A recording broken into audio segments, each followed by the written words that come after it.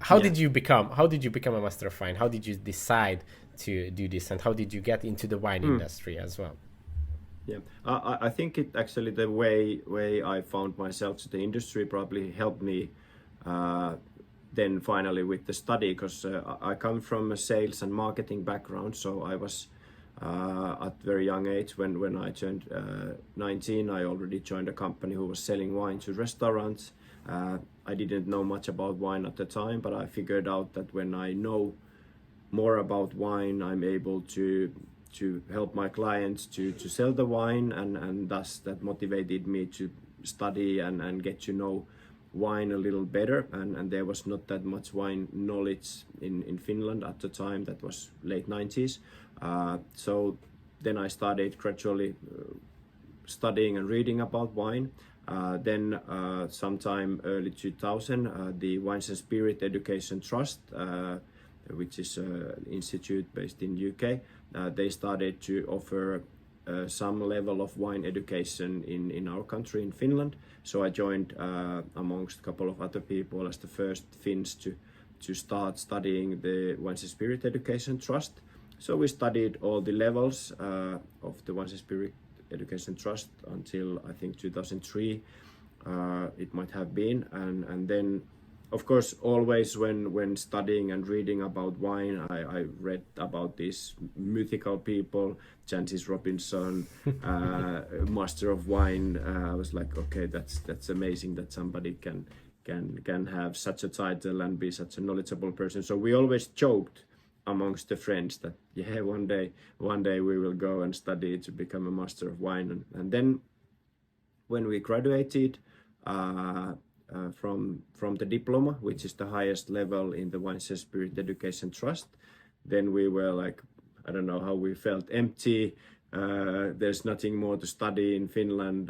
What can we do? And then I think it was a kind of a joke that, okay, well, let's apply to the Master of Wine program. And of course, at the time I was already, I worked since 96 in the wine industry, and that was maybe 2002 or 2003. So I had quite a good experience already from the industry, and I had traveled the world already. So I knew a lot of vineyards and wine producing countries and wine regions.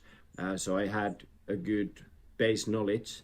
And my colleague was, for example, the buyer of a big ferry company. So she was also very knowledgeable about wine. So because that was required, if you want to apply to the Master of Wine, it's not only that you need to have achieved the Wines and Spirit Education Trust diploma, but you need to send an application where you need to explain your experience, travel history, show knowledge, and I think you need to nowadays also write a couple of essays and make a tasting with your application to get in. So they really carefully select and consider the people that are applying. And I know some people that are frustrated because they have a sommelier background and they've been working in the industry for a long time, and they are not accepted to the school.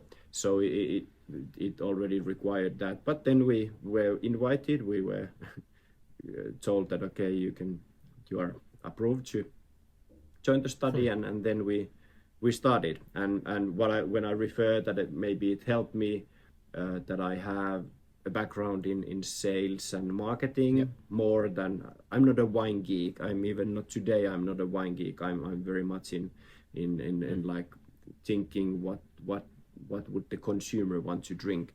So that I think that approach helped me, because when I'm not a wine geek, I'm not in love with one region. That I'm fanatic about Piemonte or I'm fanatic about Burgundy. I'm very open-minded, so it was easier for me to study because I didn't have any like a natural leaning always towards one country or one region.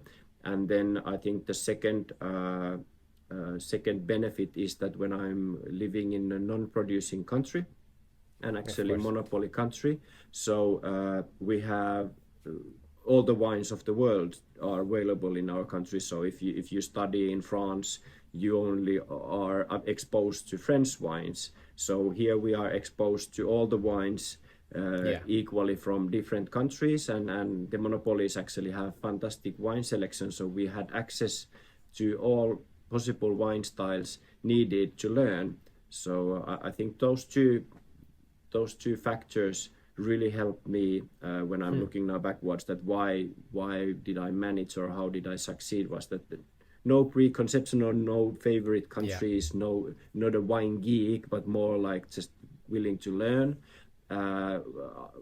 wide open-minded, and then the availability of different quality of wines and information in the market. Yeah. So I think that was the That's short introduction how I got in. Thanks for watching this video. You can watch the full podcast episode by clicking here, or watch another interesting video by clicking here.